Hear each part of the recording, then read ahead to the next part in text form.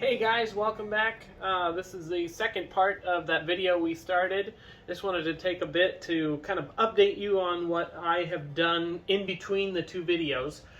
So I actually did some sanding and then I did a second seal coat just to kind of get this fully ready for that final perfect finish.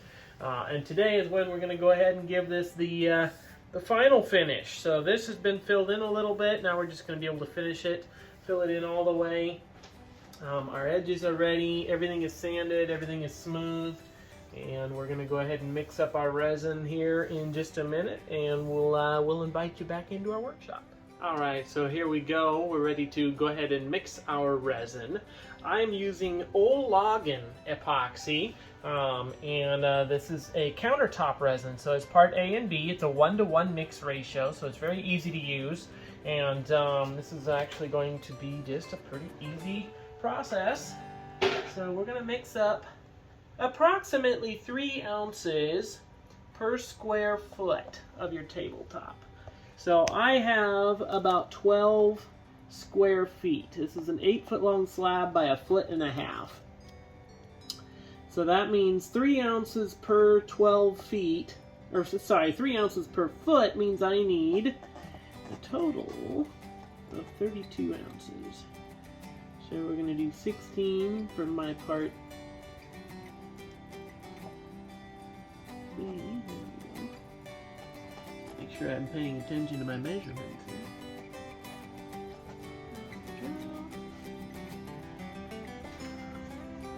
And then part A.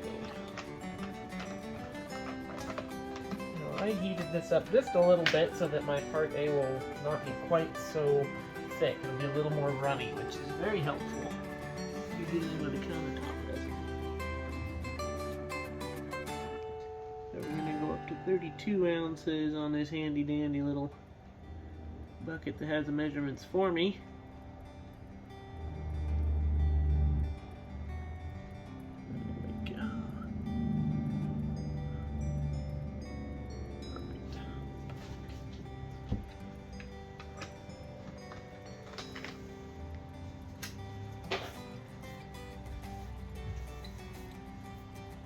Okay, now we get to mix again. So this is just a 3 to 4 minute process. Basically, you just want to go ahead and mix it slowly so that you don't end up with too many bubbles in your resin, because they're a pain to deal with later. The less bubbles you create during mixing and pouring of your epoxy, the happier you're going to be at the end. Otherwise, you'll be sitting here babysitting it, trying to get all these bubbles popped. So we'll check back in with you in just a few minutes when we're ready to pour the resin on the tabletop. So I just wanted to bring up a few little pointers about mixing resin.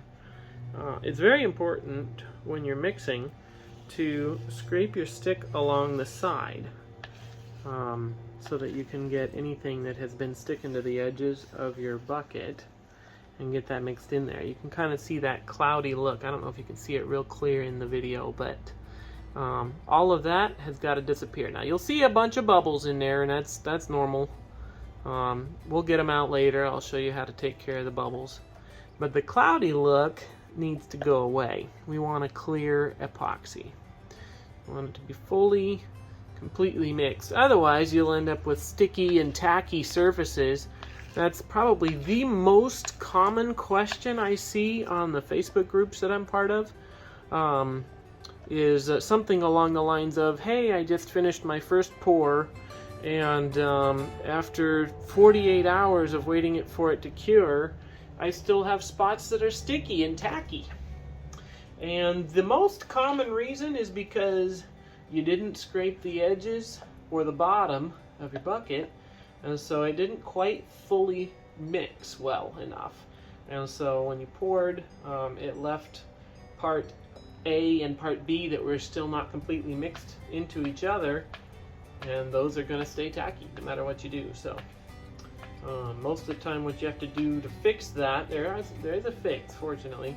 You can usually kind of just wipe it off and clean it off and then sand it and then repour. But to avoid that problem altogether, it's better to mix it completely before you pour the first time. So just wanted to add that little tidbit for you guys today.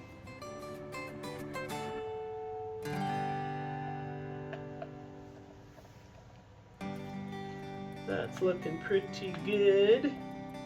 I'm gonna let this go ahead and sit for just a couple minutes while I finish up getting this slab ready to go.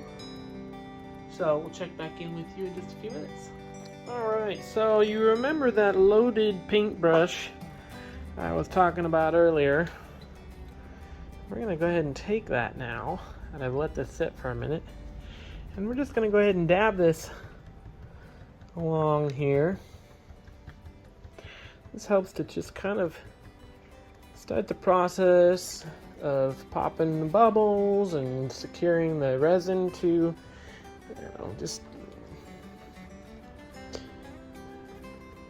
helps to finish everything and just make it nice and even. Now with a beautiful live edge slab like this, we got this corner and this edge that flows over. It's just absolutely gorgeous. So we're going to do our best to keep the resin flowing and even across the entire thing. Okay, so I'm using the Benzomatic, just a flaming torch.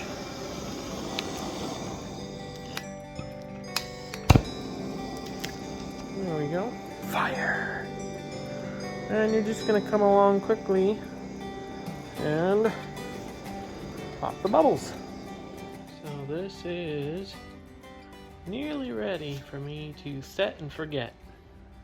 I'll be hitting it with a heat gun one more time, but you want to get to that point where the reflection of the light literally just shimmers and there's no refraction of the ray of the light. So it's literally a perfectly gloss, almost like a glass look finish. It's just gorgeous.